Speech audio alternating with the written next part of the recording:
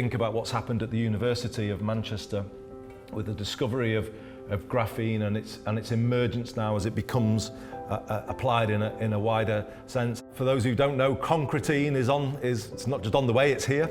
Graphene added to concrete, already showing that can have a 30% reduction in terms of emissions in construction.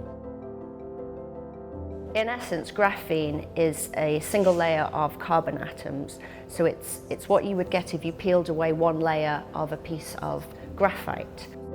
Graphene's an incredibly exciting material, mainly because of the extraordinary properties that it has. It's very, very strong, it's very lightweight, it is electrically conductive and thermally conductive, and it's an almost impermeable barrier to most materials. We're just starting to see commercial applications of graphene now. So this is a very interesting location. This is Mayfield Depot, which is an old railway station next to Manchester Piccadilly station, now in the process of being redeveloped, and is also an event space during its renovation. Concrete accounts for 8% of all global CO2 emissions, and as a material is the second most widely used material in the world behind water. So we've got a fundamental problem to solve in terms of reducing embodied carbon with concrete. So this slab that we're stood on here today is very, very special indeed, because it was the first use of graphene enhanced concrete, Concretene, in a suspended or mezzanine type slab in the world.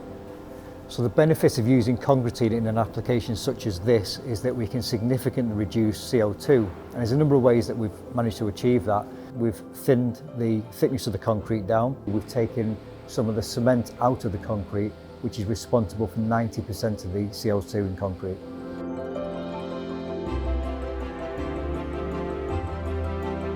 In Manchester, we recognise that we need to construct sustainably because of the impact of carbon on our environment globally. It's part of the whole model of how we could potentially live in the future. It's totally fitting that we should, as a city, lead and show the way to being carbon net zero for the future prosperity of the city, the people that live here, and our place in the global market.